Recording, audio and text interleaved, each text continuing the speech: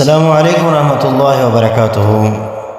سامعین محترم، آج کی اس ویڈیو میں آپ کے لیے ایک زبردست اور شاندار وظیفہ لے کر حاضر ہوا ہوں۔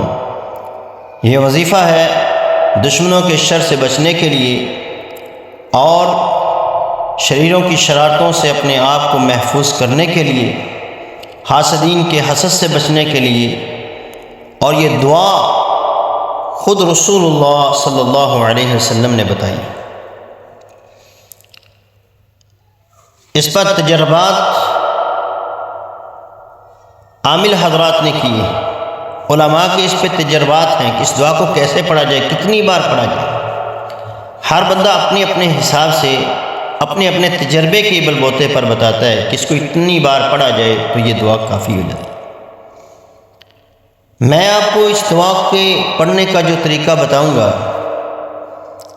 انشاءاللہ تعالی اللہ کی رحمت سے کوئی دشمن آپ کی طرف میلی آنکھ کر کے نہیں دیکھ سکے گا۔ دعا کیا ہے؟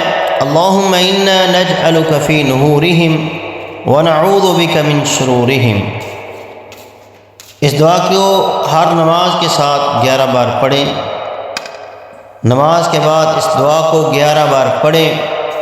انشاءاللہ تعالی اس کی برکت سے اللہ تبارک و تعالی آپ کی خود حفاظت کریں گے۔ ان دشمنوں کے سامنے آپ خود آ جائیں گے اور اللہ ان کو کافی ہو جائے گا، اور اللہ تبارک و تعالی کی ذات ان کے شر سے آپ کو حفاظت عطا کریں گے۔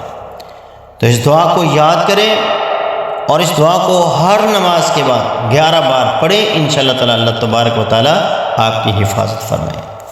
السلام علیکم ورحمۃ اللہ وبرکاتہ۔